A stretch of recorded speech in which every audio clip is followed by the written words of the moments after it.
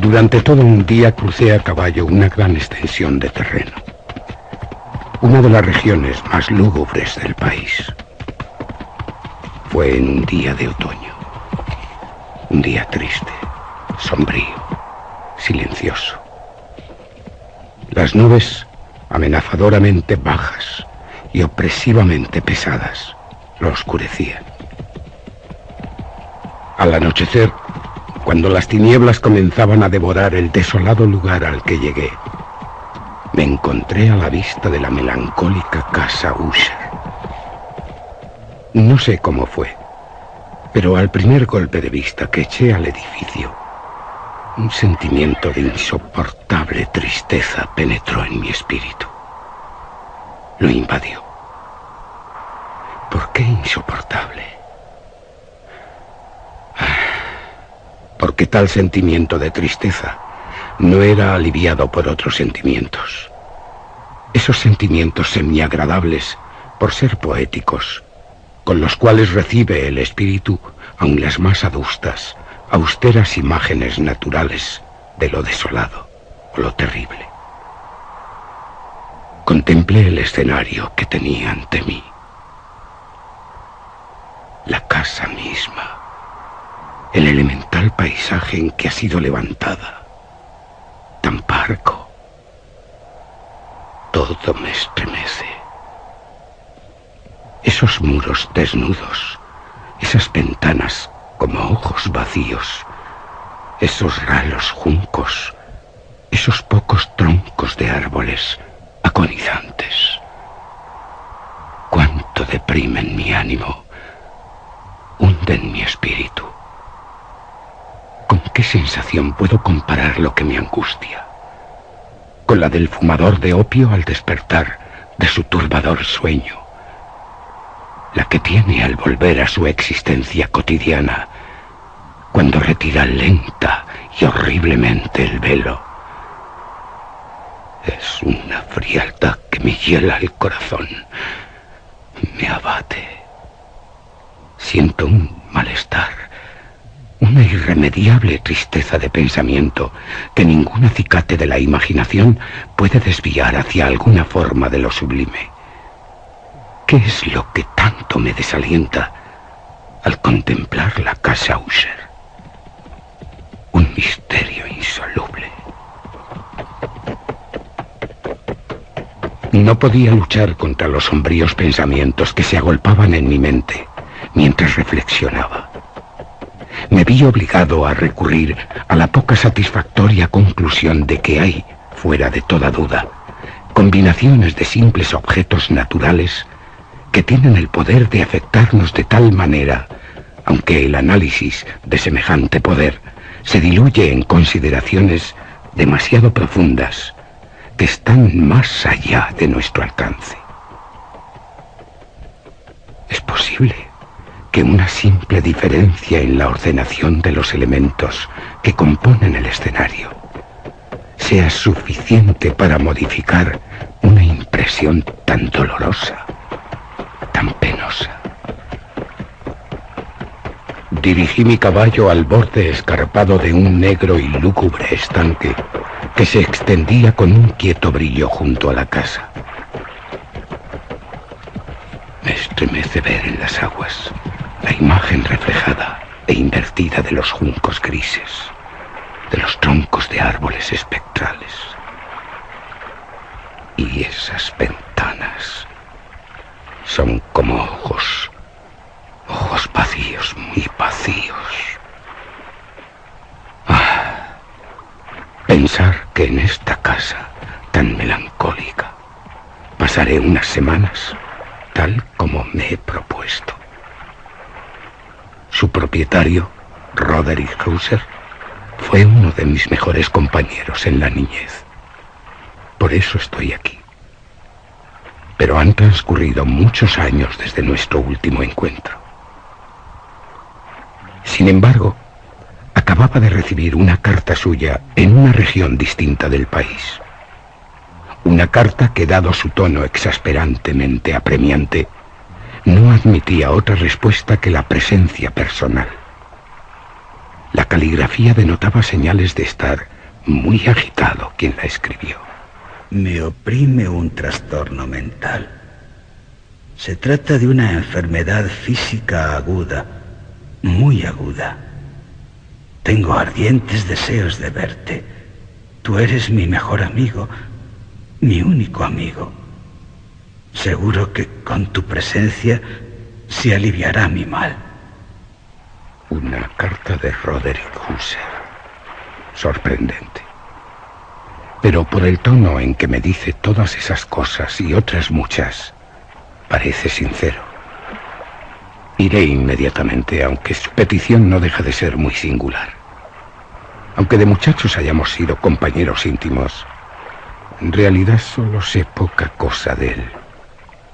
Siempre se ha mostrado excesivamente reservado.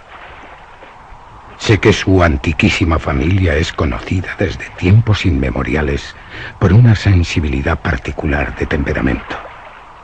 Una sensibilidad desplegada a lo largo de varias épocas en numerosas obras de elevadas concepciones artísticas. Y que también se ha manifestado por actos de caridad, tan generosos como discretos. Y sobre todo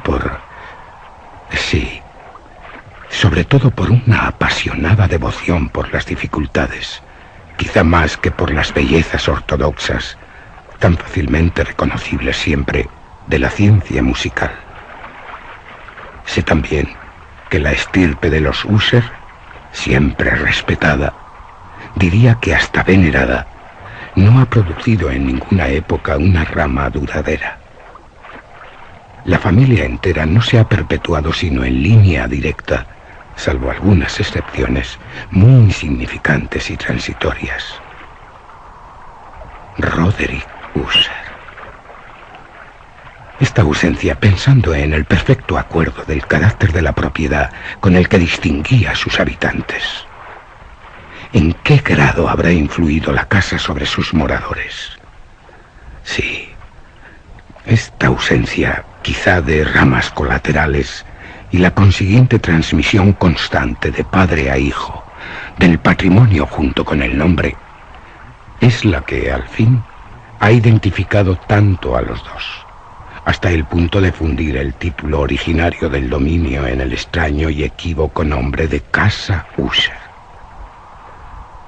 denominación empleada por los campesinos, y que parece en su espíritu comprender a la familia y a la casa familiar. Pero no debo perder el tiempo. Iré a Husser.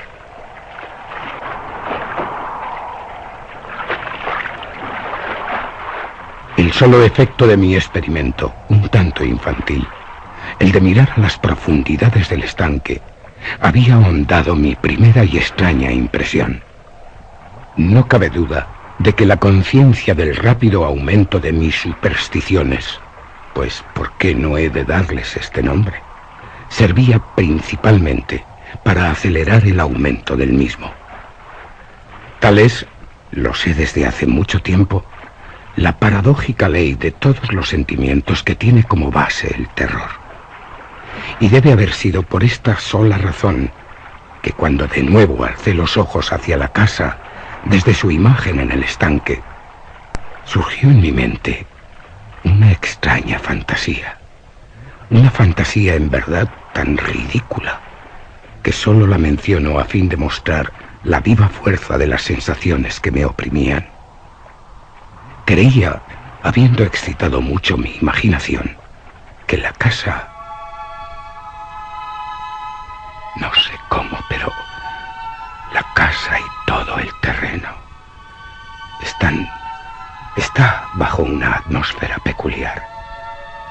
Una atmósfera que no tiene ninguna afinidad con el aire del cielo.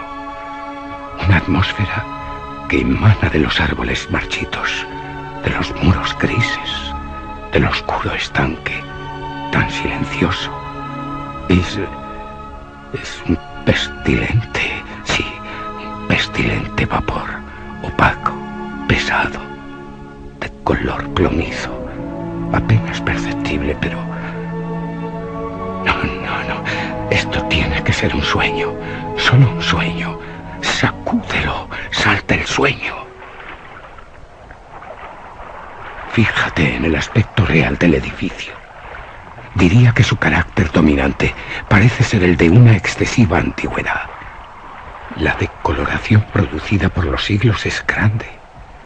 Pequeños, diminutos hongos recubren todo el exterior de la mansión. La tapizan a partir del techo con una tela curiosamente bordada. Pero todo ello no implica ningún deterioro extraordinario. No ha caído parte alguna de la mampostería y parece haber una extraña incongruencia entre la perfecta adaptación de todas sus partes y el estado particular de las piedras desmenuzadas. En este aspecto me recuerda mucho la engañosa integridad de viejos maderajes que se han podrido tras largos años en una cripta olvidada donde no entra un soplo de aire externo. Aparte de este indicio de ruina general, la estructura da pocas señales de inestabilidad.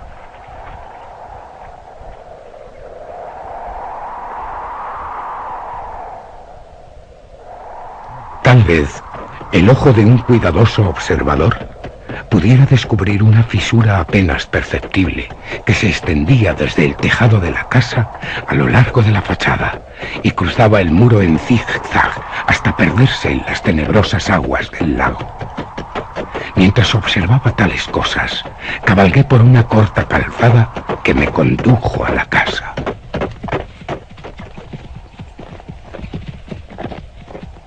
Un sirviente que aguardaba tomó mi caballo y entré en la casa, quedando bajo la bóveda gótica de su vestíbulo.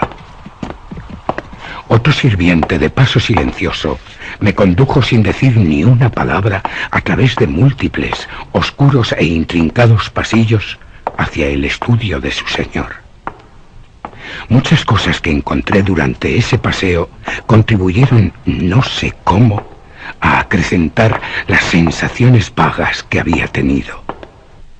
Los relieves de los techos, los sombríos tapices de las paredes, los suelos de negro ébano, los fantasmales trofeos heráldicos que parecen resonar a mi paso.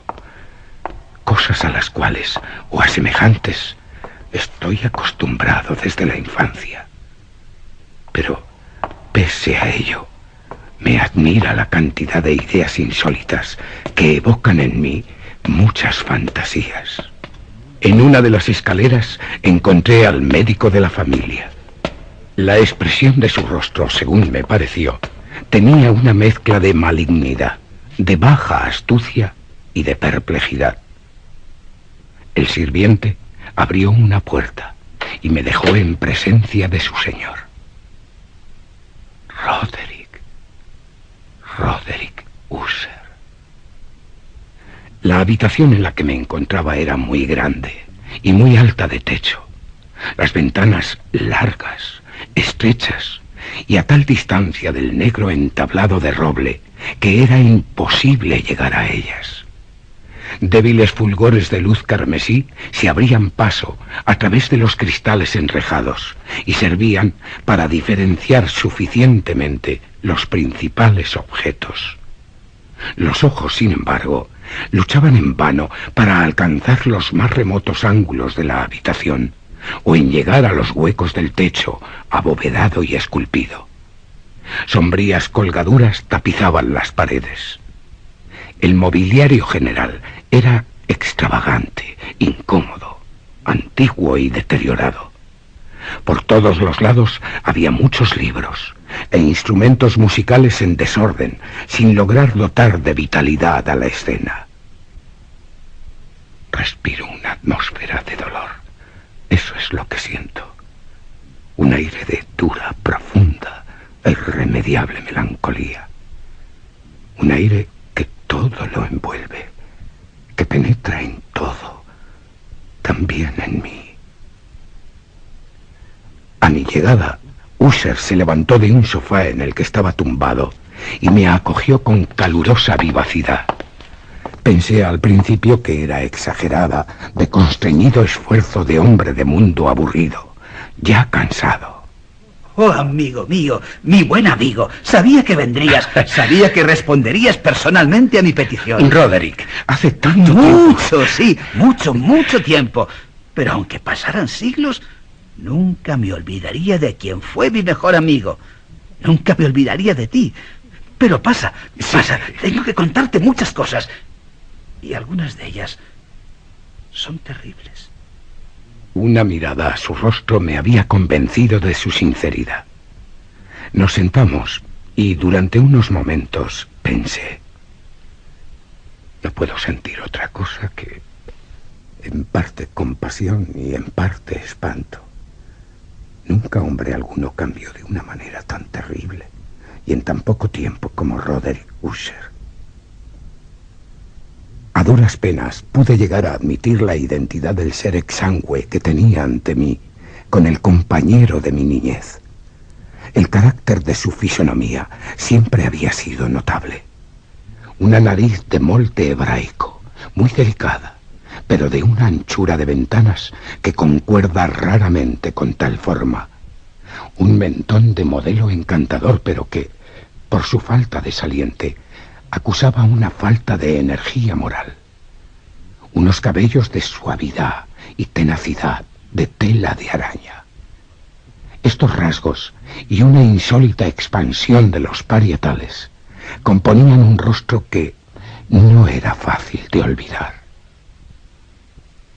Pero ahora la simple exageración del carácter dominante de esas facciones y de su expresión habitual revelan un cambio tan grande que dudo quién es la persona que tengo ante mí. Me sobrecogen y me espantan la palidez espectral de la piel y el brillo milagroso de sus ojos. Y se ha dejado crecer el pelo descuidadamente. El cabello no cae, flota alrededor de su rostro. Me es imposible, por mucho que me esfuerzo, en relacionar su enmarañada apariencia con idea alguna de simple humanidad.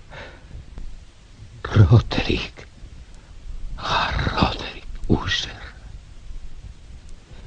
En las maneras de mi amigo me impresionó primeramente cierta incoherencia, una inconsistencia que pronto descubrí surgían de una serie de débiles e inútiles esfuerzos por sobreponerse a una habitual ansiedad, una excesiva. En realidad, ya estaba preparado para algo de tal naturaleza, no menos por su carta como por reminiscencias de ciertos rasgos juveniles y por las conclusiones que deduje de su peculiar conformación física y su temperamento. Su actuación era alternativamente indolente y viva. Su voz pasaba con rapidez de una indicación trémula, cuando los espíritus vitales parecían enteramente ausentes, a aquella especie de brevedad enérgica, a aquella enunciación abrupta, sólida, pausada y resonando a hueco, a aquel hablar gutural y rudo, perfectamente equilibrado y modulado, que se puede observar en el perfecto borracho o en el incorregible fumador de opio durante los periodos de su más intensa excitación. En ese tono me habló del objeto de mi visita, de su ardiente deseo de verme y del consuelo que esperaba de mí. Mi enfermedad, amigo mío, es un mal de familia, un mal constitucional, un mal para el que he perdido las esperanzas de encontrar remedio. No creo que debas hablar así. ¿No? Se trata de una afección nerviosa, de una simple afección nerviosa. Pasará pronto, porque pronto me libraré de este mal. De este mal que se manifiesta por una multitud de sensaciones extranaturales, anormales. Padezco mucho de una acuidad mórbida de los sentidos. ¿Quieres decir? Sutileza, viveza, agudeza. Sí, tengo una agudeza morbosa de los sentidos. Solo puedo soportar el alimento más insípido. No puedo vestir sino ciertos tejidos. Los olores de todas las flores me resultan opresivos. La luz, aun la más débil, tortura mis ojos. Y solo algunos sonidos peculiares que han de ser de instrumentos de cuerda no me inspiran horror. Roderick es esclavo de algún anómalo terror. Moriré. Tengo que morir de esta deplorable locura. Pero, amigo, tú no puedes asegurar... Así, y no de otro modo. Así pereceré. Temo los acontecimientos futuros, no por ellos mismos, sino por sus resultados. Tiemblo. Me estremezco al pensar en cualquier incidente, incluso el más trivial, que obrara sobre esta intolerable agitación de mi alma. No tengo verdaderamente horror del peligro. No lo aborrezco, salvo en su efecto absoluto. ¿Qué efecto? El terror. En este desaliento, en este estado de enervación tan lamentable, presiento que tarde o temprano llegará el momento en que la vida y la razón me abandonarán a la vez. Y lo harán en alguna lucha desigual con el siniestro fantasma. El miedo.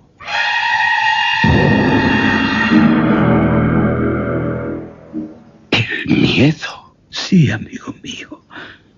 El miedo. El más torvo de los fantasmas. Y sobre esta casa... ¿Qué? Hace muchos años que no he salido de ella. Influye en mí. Tiene una energía que me estremece. ¿La casa, dices, Roderick? El físico de la casa. Sus muros grises, los sombríos torreones, el negro estanque en el que se refleja todo el edificio. Todo. Sí, todo ha influido en mí, en lo moral de mi existencia. Roderick está dominado por una superstición. La de que una influencia de la simple forma y materia de la casa han ejercido sobre su espíritu. En la moral de mi existencia, sí. Aunque no obstante, gran parte de la peculiar melancolía que me afecta debe ser atribuida a un origen mucho más natural, mucho más real. ¿De qué se trata? De la grave y prolongada enfermedad de mi hermana. Una enfermedad cruel, ya desde hace mucho tiempo. La muerte de mi querida hermana es algo cercano. Pero, Roderick, anticipado... No hay que engañarse. Morirá en breve. Oh, mi hermana, tiernamente querida. Mi única compañera desde hace largos años. Mi último y único pariente en la tierra. Su fallecimiento me dejará indefenso, frágil, desesperado, totalmente solo. Seré el último miembro de la antigua estirpe de los Usher, de la raza de los Usher. Su hermana, Lady Madeline, acaba de pasar sin darse cuenta de mi presencia, por una parte alejada de nosotros, de la habitación. La verdad es que me asombra y me atemoriza Lady Madeline. Una puerta se ha cerrado tras ella. Busco instintiva y ansiosamente el rostro de Roderick con mis asombrados ojos. Pero él tiene su rostro hundido entre las manos. Solo puedo ver que una palidez mayor que la habitual se ha extendido por sus dedos enflaquecidos. Y entre ellos resbalan copiosas y apasionadas lágrimas. La enfermedad de mi hermana. Hace tiempo que se burla de los médicos. Una constante apatía. un agotamiento gradual de su persona y crisis frecuentes, ¿sabes? Aunque pasajeras, de un carácter casi cataléptico. Ese es el insólito diagnóstico. Roderick. Hasta ahora ha soportado con firmeza la carga de su enfermedad, negándose a guardar cama, pero al llegar tú has sucumbido al poder aplastante de esa fuerza destructora. Temo que la rápida visión que de ella acabo de tener habrá sido la última, que nunca más volverá a verla, por lo menos en vida. Ni Ussher ni yo durante varios días mencionamos el nombre de Lady Madeline. En ese tiempo estuve ocupado en serios intentos para aliviar la melancolía de mi amigo. Pintábamos y leíamos juntos, o yo escuchaba, como en un sueño, las extrañas improvisaciones de su conmovedora y elocuente guitarra. Y así, a medida que una intimidad cada vez más estrecha me introducía sin reserva en lo más recóndito de su alma, aún con más amargura, entendía la inutilidad de todo esfuerzo por animar a una mente desde la cual la oscuridad, como si fuera una cualidad inherente y real, se derramaba sobre todos los objetos del universo físico y moral en una incesante irradiación de tinieblas. Siempre guardaré en la memoria el recuerdo de las muchas horas solemnes que pasé solo con el dueño de la casa Ussher. Sin embargo, no lograría comunicar una idea exacta del carácter de los estudios o de las actividades en las cuales me envolvía o cuyo camino me enseñaba. Una idealidad ardiente, excesiva, mórbida, proyectaba un fulgor, una luz sulfurosa sobre todas las cosas. Sus largas y fúnebres improvisaciones resonarán eternamente en mis oídos. Entre otras cosas, recuerdo dolorosamente cierta paráfrasis singular, una perversión del aire, algo raro, además del último vals de von Weber. En cuanto a las pinturas que incubaba su laboriosa fantasía y que alcanzaban, pincelada tras pincelada, una vaguedad que me daba escalofríos. Escalofríos tanto más penetrantes cuanto que yo me estremecía sin saber por qué. En cuanto a sus pinturas, tan vivientes para mí que aún tengo sus imágenes en mis ojos, en vano trataría de extraer de ellas una muestra suficiente que pudiera mantenerse en el compás de la palabra escrita. Con la absoluta sencillez, con la desnudez de sus diseños, él atraía y hasta intimidaba la atención. Si jamás mortal alguno pintó una idea, ese mortal fue Roderick Ussher. Para mí, por lo menos, en las circunstancias que me rodeaban entonces, surgía de las puras abstracciones que el hipocondríaco lograba plasmar en el lienzo con una intensidad de intolerable temor reverente, del cual jamás he sentido ni una sombra al contemplar, incluso las ensoñaciones, ciertamente brillantes, pero demasiado concretas, de Fuseli. Una de las fantasmagóricas concepciones de mi amigo, que no participaba con tanto rigor del espíritu de abstracción, puede ser vagamente esbozada, aunque de una manera indecisa, débil en palabras. Era un pequeño cuadro. ¿Qué representa?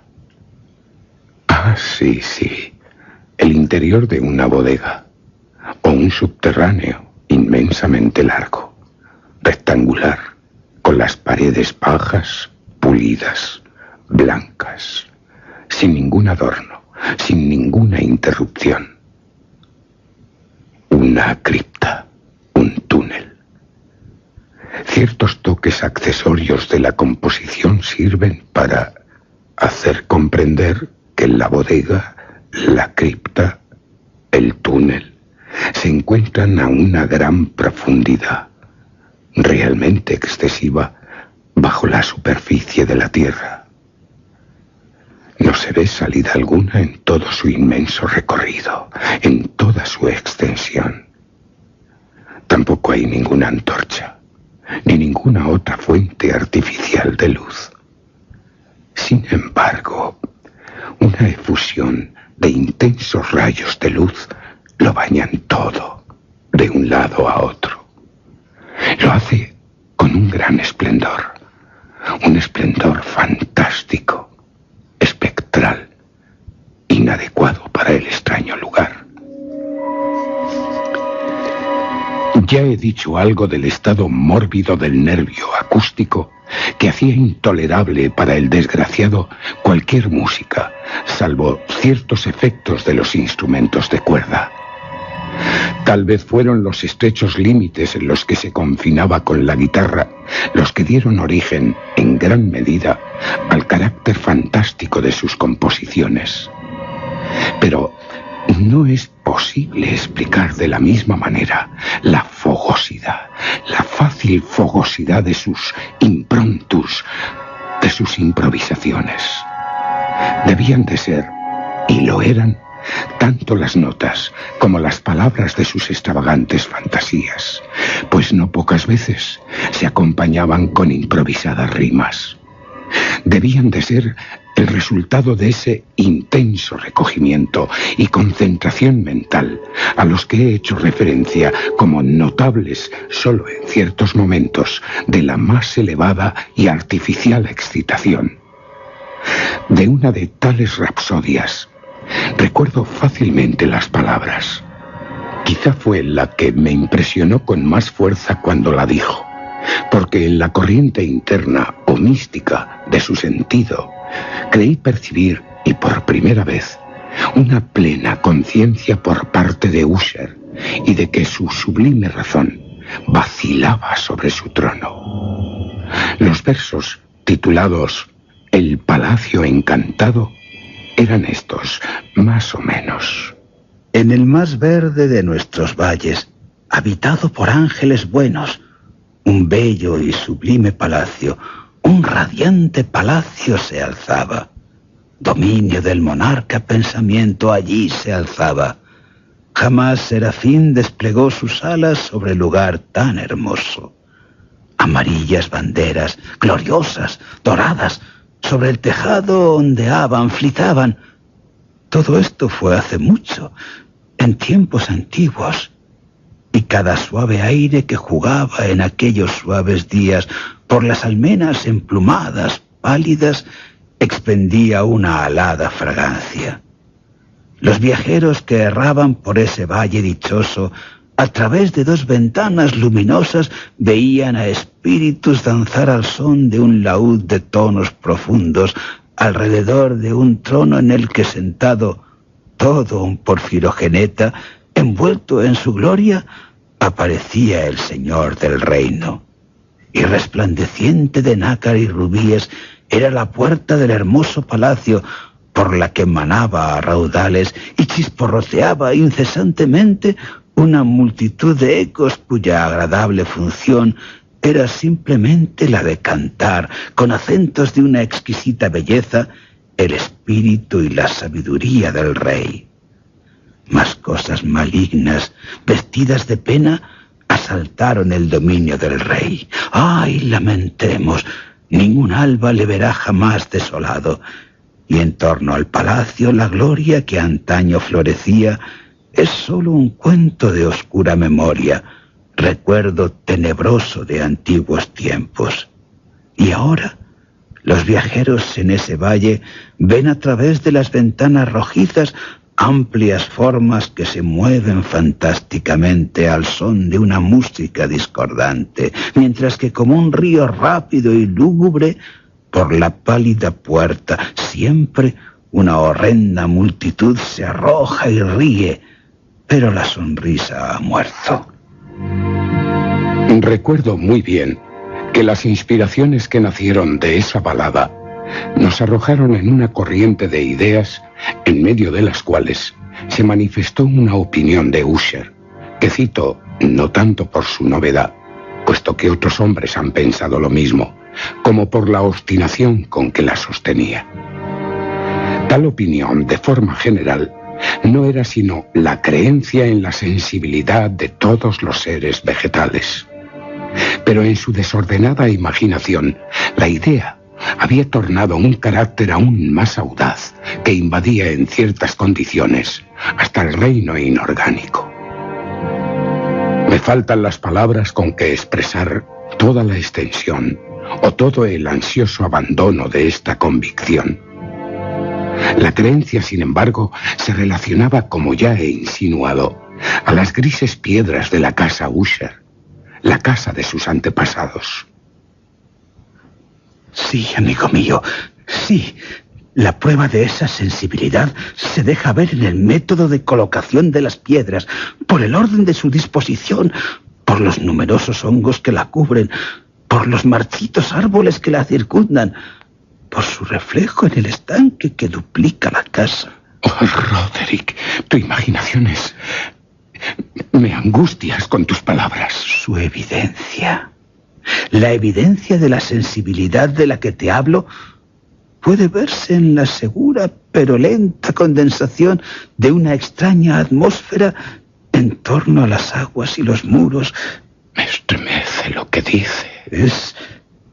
Es el resultado discernible en esa influencia muda, pero insistente y terrible, que desde hace tantos siglos ha modelado los destinos de mi familia, haciendo de mí lo que ahora tienes ante ti, haciéndome tal como ahora soy.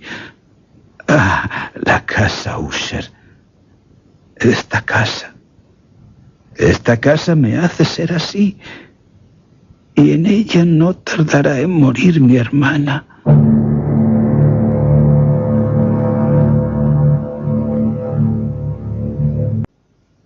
Nuestros libros, los libros que durante años habían formado parte de la existencia mental del inválido, estaban, como puede suponerse, en extraña conformidad con aquel carácter visionario.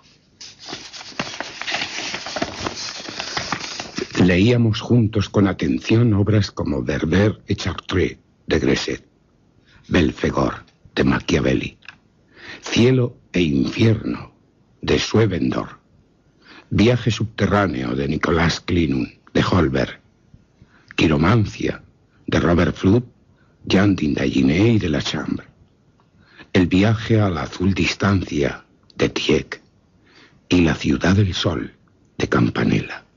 Uno de los volúmenes preferidos era una pequeña edición en octavo del Directorium Inquisitorum por el dominico Imerico de Gerona. Y había pasajes en Pomponio Mela acerca de los sátiros y egipanes, seres fabulosos, mitad cabra, mitad hombre, sobre los cuales se ensimismaba Roderick durante algunas horas. Con todo, su principal deleite lo hallaba en la detenida lectura de un extraordinario, raro y curioso libro en cuarto gótico, el Vigiliae Mortuorum Secundum Chorum Ecclesiae Maguntinae, el manual de alguna iglesia olvidada. No podía menos de pensar en el extraño ritual de esta obra y de su probable influencia en el hipocondríaco de Roderick, cuando, en una tarde... ¡Ah! ¡Pasa, Roderick! ¡Qué extraño! Estás muy pálido. ¿Te encuentras mal? Mi hermana.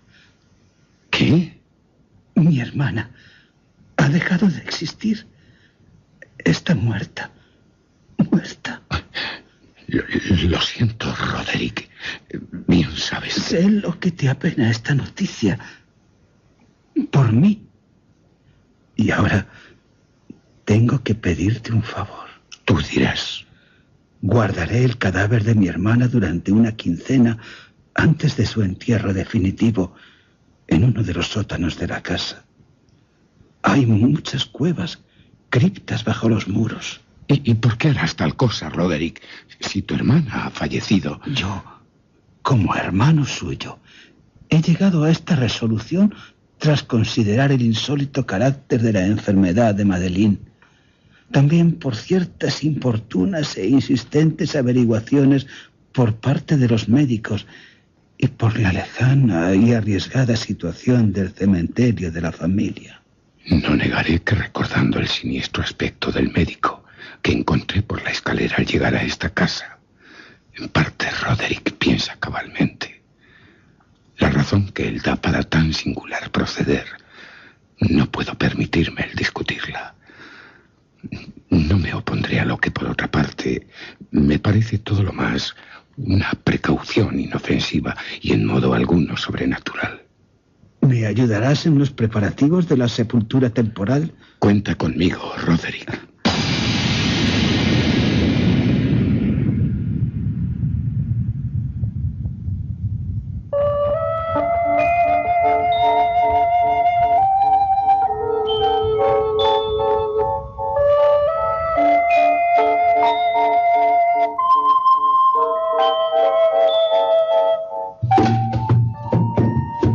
Tras poner el cuerpo de Lady Madeline en el ataúd, los dos solos la llevamos a su lugar de descanso.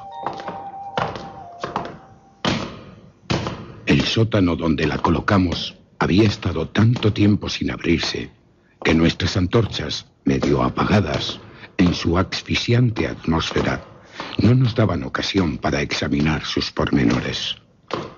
Era una cripta reducida, húmeda y desprovista por completo de medio alguno para la entrada de la luz. Este sótano estaba situado a gran profundidad, inmediatamente debajo de aquella parte de la casa donde se hallaba la habitación en que yo dormía.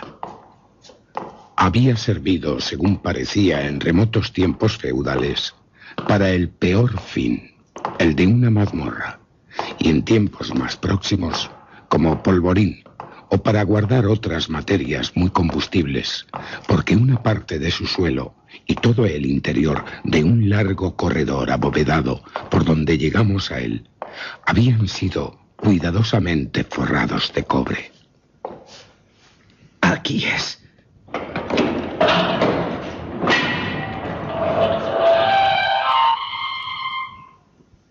La puerta de hierro macizo había sido también de igual modo acorazada.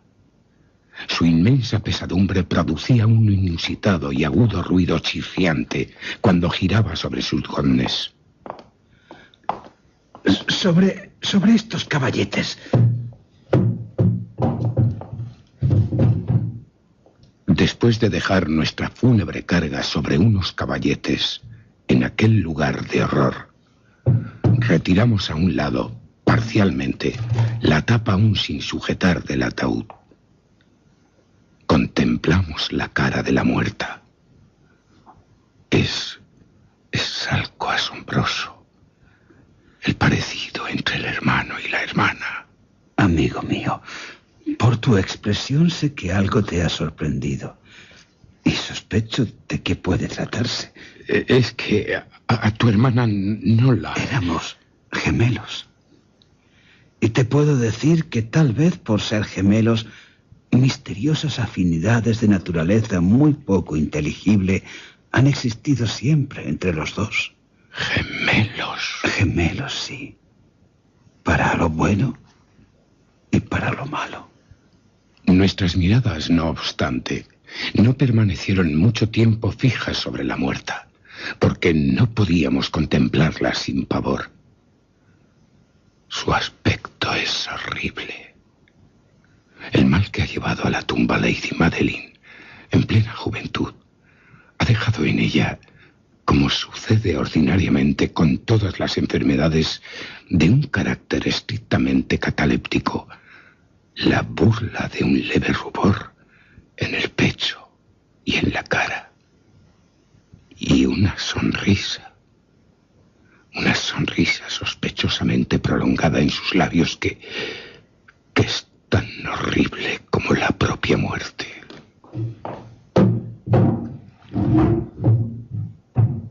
Volvimos la tapa a su sitio.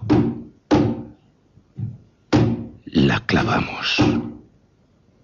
Y después de cerrar la puerta de hierro, Volvimos con gran fatiga hacia las habitaciones apenas algo menos lúgubres de la parte superior de la casa.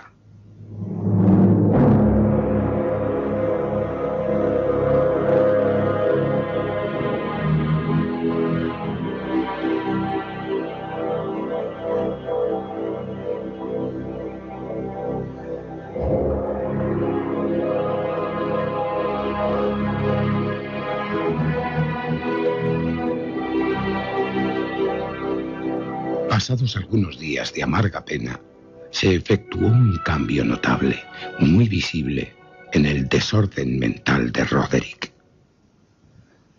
Su modo de ser se ha desvanecido. Es otro. Ha descuidado sus habituales ocupaciones. Leer, escribir, pintar, componer. Vaga de habitación en habitación con pasos precipitados, desiguales, sin rumbo. La palidez de su semblante ha adquirido un matiz aún más lívido, algo que no parecía que fuera posible. La luminosidad brillante de sus ojos ha desaparecido por completo, se ha apagado, y la ronquera que de vez en cuando velaba su voz ya no la oigo nunca. Y un tono trémulo, de trémulo gorgoteo, como de extremado terror, caracteriza su pronunciación.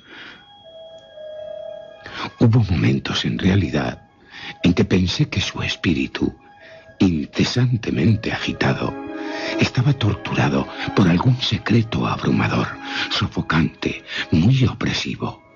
Un secreto que no se atrevía a revelarlo, que no tenía ningún ánimo para ello. Otras veces tenía que opinar simplemente que se trataba de las rarezas de la locura, y es que le veía mirando al vacío durante largas horas, en la actitud de la más profunda atención, como si escuchara un ruido, pero un ruido imaginario, un imaginario sonido. No era de extrañar que su estado me aterrorizase, me contagiase. Sentía apoderarse de mí a pasos lentos, pero seguros, las alocadas influencias de sus fantásticas, pero impresionantes supersticiones.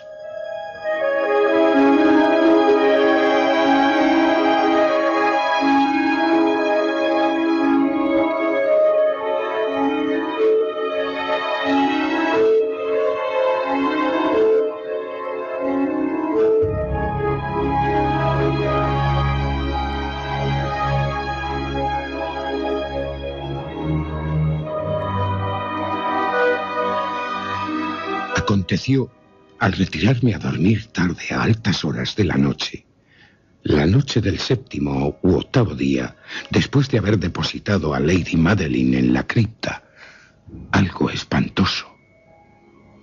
Experimenté de modo especial y con plena fuerza el poder de las sensaciones, de los sentimientos que tenía Roderick Usher.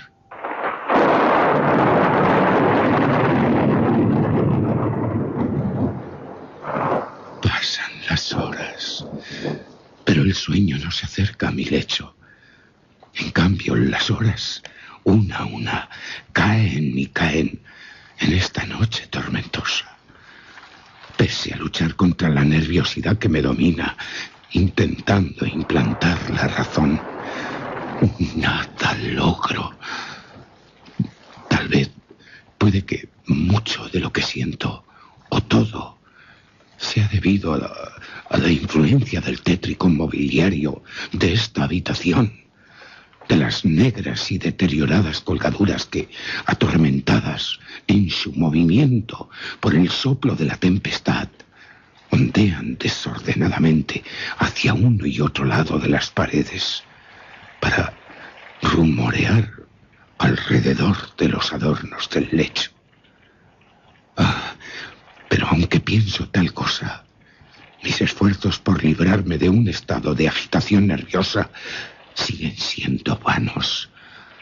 Siento que un irreprimible temor invade gradualmente todo mi ser.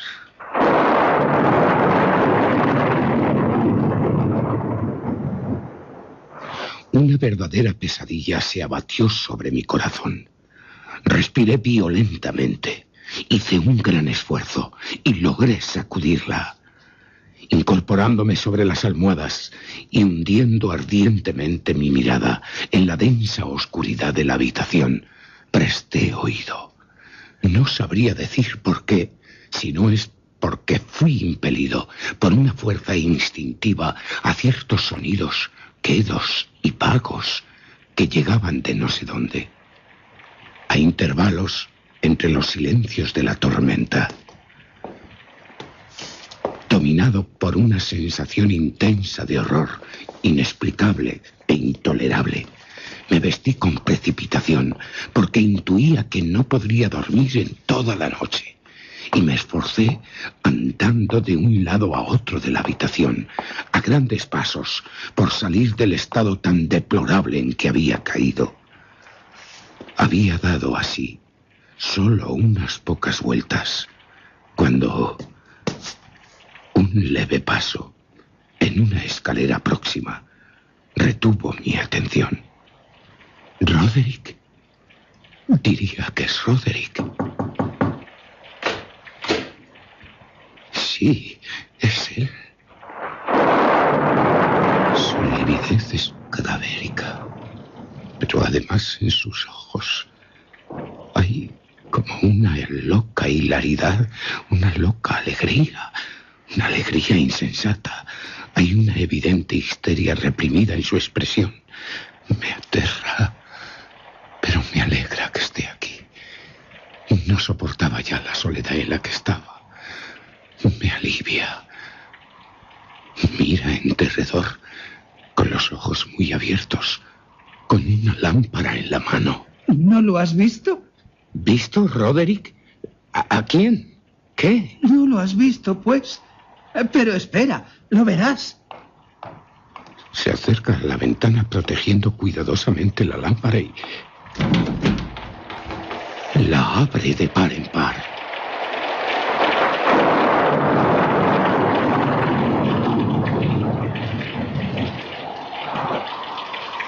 La impetuosa furia de la ráfaga de viento que entró casi nos levantó en el aire.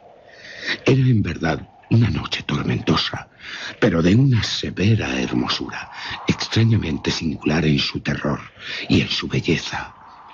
Probablemente se había concentrado un torbellino en nuestros parajes, porque había cambios frecuentes y violentos en la dirección del viento, y la excesiva densidad de las nubes, tan bajas que pesaban sobre los torreones de la casa, no nos impedía ver tal fenómeno. La viva velocidad con que, alocadamente, esas nubes volaban desde todas partes y chocaban entre sí, sin desaparecer en la distancia. No teníamos ni el menor destello de luna ni de estrellas, ni se veía el brillo de los relámpagos. Pero las superficies inferiores de las enormes masas de agitado vapor, así como todos los objetos terrestres que estaban inmediatamente a nuestro alrededor, relucían a la luz sobrenatural de una exhalación gaseosa que se cernía en derredor de toda la casa. ¡Apártate, Roderick! No debes mirar eso. Tú no debes mirarlo. Retírate de la ventana. Lo que veo... Yo creo que... Estas apariencias que te confunden y enajenan no son más que puros fenómenos eléctricos bastante comunes. O tal vez tengan su origen en el mismo centro del pútrido estanque. Cerraremos la ventana, Roderick. El aire es muy frío, peligroso para tu salud. Mejor así. Ven. Siéntate, Roderick. Aquí tengo una de tus novelas predilectas. Te la leeré. Así pasaremos juntos esta terrible noche. Matriz, de Sir Lancelot Canning. He dicho más en broma que en serio que es uno de los favoritos de Roderick. Pero a decir verdad, poco hay en él, en su texto tan falto de imaginación, que pueda interesar a mi amigo, cuya idealidad es tan alta. No obstante, es el único libro que tengo a mano, así que... Acariciaba una vaga esperanza de que la agitación que alteraba a mi hipocondríaco amigo pudiera hallar un alivio en aquellas exageradas locuras que iba a leerle. La historia de los trastornos mentales está llena de semejantes anomalías. A juzgar por el aire de interés extrañamente tenso con que escuchaba o simulaba escuchar las frases de la narración, hubiera podido felicitarme por el éxito de mi idea. Había llegado a un conocido pasaje de la novela. En él, Ethelred, el héroe de la obra, tras haber intentado por las buenas ser admitido en la mansión de un ermitaño, se decide a hacerlo por la fuerza. Y Ethelred, quien por naturaleza tenía un corazón valiente y que además se sentía fortalecido por la virtud del vino que había bebido, ya no se entretuvo más en palabras con el ermitaño, el cual era en realidad de índole tozuda y maliciosa, sino que, sintiendo la lluvia en sus espaldas y temiendo que estallase la tormenta, alzó su maza sin pensarlo más y a porrazos pronto abrió paso en el tablazón de la puerta con su mano enguantada. Y entonces, tirando vigorosamente, lo rajó y lo destrozó y arrancó todo a pedazos, de modo que el ruido seco y retumbante de la madera repercutió temerosamente por todo el bosque. Un momento. Diría que de alguna parte de la casa, alejada de aquí, creo que me llega un ruido. Parece ser como el rajar y destrozar que Sir Lancelot ha descrito con tanto detalle. Un ruido como el que acabo de leer que hizo Ethelred al destrozar el tablazón de la puerta. No puede ser. Se trata de una coincidencia, solo eso. Mi imaginación un tanto excitada me ha engañado. Los ruidos que en verdad oigo son los producidos por la tormenta. Continuaré leyendo. Roderick parece esperar atento a que lo haga. Pero el buen campeón Ethelred, al entrar, se quedó sumamente enojado y asombrado al no hallar señales del maligno ermitaño. Se encontró en lugar del ermitaño con un dragón lleno de escamas y de candente lengua que estaba apostado de centinela ante un palacio de oro con pavimento de plata. De la pared colgaba un escudo de reluciente bronce con esta leyenda grabada: el que aquí entre será el vencedor. El que mate al dragón habrá ganado el escudo. Y Ethelred blandió su maza y dio con ella en la cabeza del dragón, que cayó ante él, lanzando un pestilente aliento con un alarido horrible y áspero, y al mismo tiempo muy penetrante, que hizo a Ethelred taparse los oídos con las manos para protegerlos de aquel estruendoso ruido que hasta entonces nunca se había escuchado. Pero ahora no me cabe duda, aunque no sé de dónde procede, como el alarido del dragón, tal como acabo de imaginarme su áspero grito. Oprimido, como sin duda lo estaba, en el momento de esa segunda y muy extraordinaria coincidencia, por 1000 sensaciones contradictorias, entre las cuales dominaban una sorpresa y un terror extremos, conservé, no obstante, bastante presencia de espíritu para evitar el excitar con una observación cualquiera la sensibilidad nerviosa de mi amigo. En absoluto estaba seguro de que él hubiera advertido tales sonidos, aunque sin duda un extraño cambio se había producido en los últimos momentos en su actitud. Había estado sentado frente a mí, pero gradualmente había ido volviendo su silla hasta quedar de cara a la puerta de la habitación, por lo que, aunque me esforzara, solo podía ver en parte sus facciones, aunque observé que sus labios le temblaban como si estuvieran murmurando palabras imperceptibles.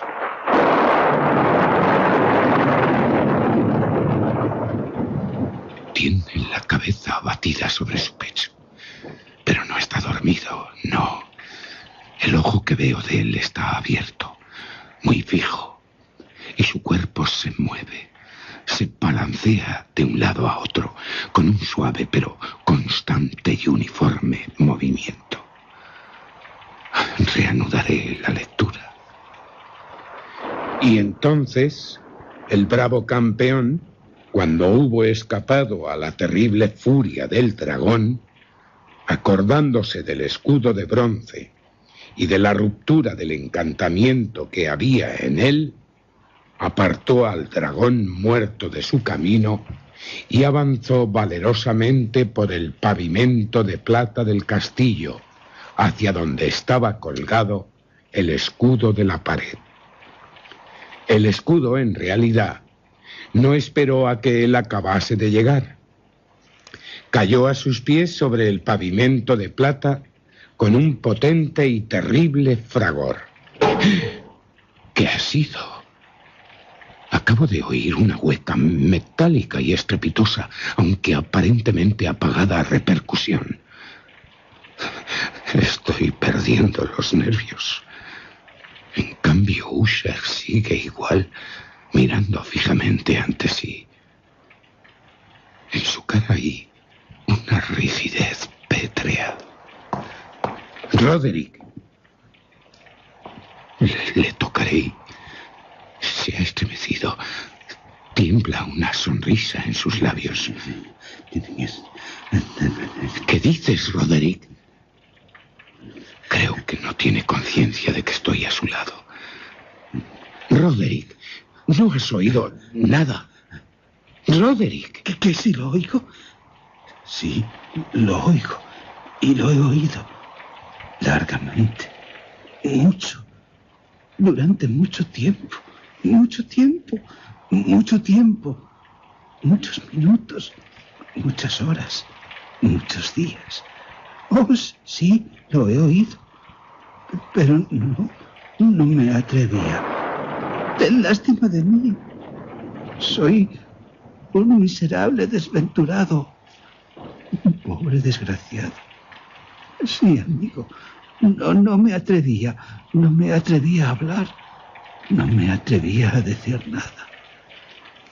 Pero ahora, en esta noche, Ethelred. ¿Ethelred? El héroe de la novela que estoy leyendo. ¿Qué tiene que ver con todo esto? Ethelred. Y esta noche, la puerta de la ermita hundida, el horrible estertor del dragón, el retumbar del escudo. ¡Ah, no! Mejor decir... ¿Qué, Roderick? Habla, te lo ruego. Mejor decir... el resquebrajarse de su ataúd, el chirrido de los goznes de hierro de la puerta de la cripta, los forcejeos por el pasillo de cobre de los sótanos. ¿Pero qué dices? A mi hermana la hemos dejado viva en la cripta. ¿Viva? ¡Viva! Oh, ¿dónde huir? ¿Dónde poder esconderme? Porque ella no se presentará aquí ahora mismo. No se apresurará para reprocharme mi prisa por enterrarla. Pero, Roderick, lo que dices es algo espantoso. ¿Te lo imaginas?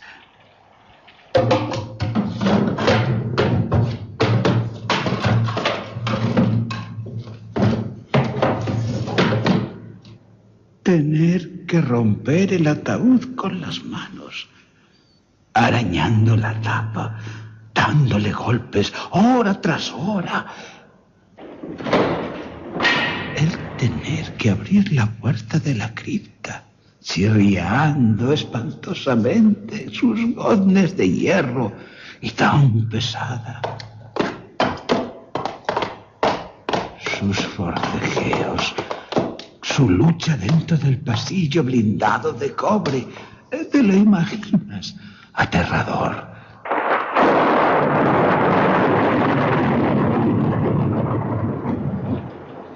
¿Y ahora dónde podré esconderme?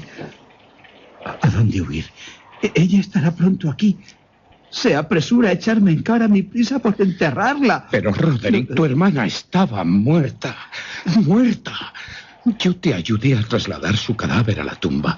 No respiraba, con el color de la muerte. Pero no estaba muerta. Y ahora... ¿Qué? Se acerca. ¿Qué? ¿No la oyes? Yo no. Escucha. Oigo sus pasos por la escalera. Y también distingo el pesado y horrible latir de su corazón. ¡Insensato! ¡Roderick! ¡Insensato! Te estoy diciendo que ahora ya está detrás de la puerta. Pero no... Mira la puerta. ¡Está detrás de ella! La puerta... parece que... Es como si la energía sobrehumana de sus palabras haya adquirido la fuerza, la potencia de un encantamiento. La puerta está a punto de... Sus enormes y vetustas hojas, las que Roderick ahora señala desorbitado por el horror, se están... ¡Ella! Es ella. Madre. Una furiosa ráfaga. Ella está ahí. Hay sangre en sus blancas ropas. Y hay huellas de una violenta lucha por todo su demacrado cuerpo. Está como temblando. Se tambalea en el umbral. Es como un lamento, un grito plañidero. Oh, cae pesadamente de bruces sobre su hermano. ¡No! Le arrastra al suelo. Solo se oye el viento y la lluvia. Muertos. Están muertos. Roderick ha muerto preso de los terrores que anticipó. Es horrible. Los dos hermanos juntos. Muertos.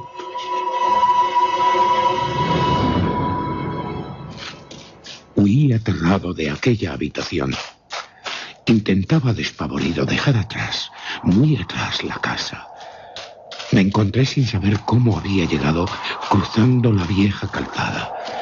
De repente, una luz extraña se proyectó sobre el camino. Me volví para ver de dónde podía brotar un destello tan extraño.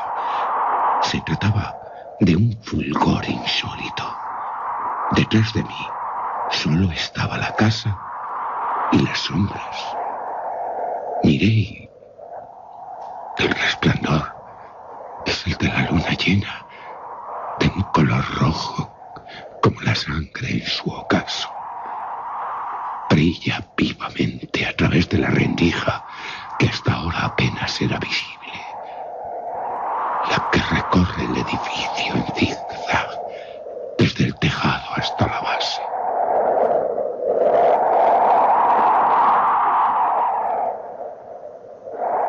Oh, la fisura se ha ensanchado. Se abre más y más rápidamente. Sopla una ráfaga de veloz torbellino. Es como si el globo entero de la luna estallara ante mis ojos. Es horrible. Mi cabeza me da vueltas mientras se desploman los poderosos muros. Se precipitan partidos en dos. Es como un ruido prolongado, un estrépito igual de tumultuoso que el de la voz de 1000 cataratas. profundo y cenagoso estanque se cierra siniestra, torvamente a mis pies, sobre las ruinas de la casa Usher, sobre sus restos, sus fragmentos, sobre la casa Usher.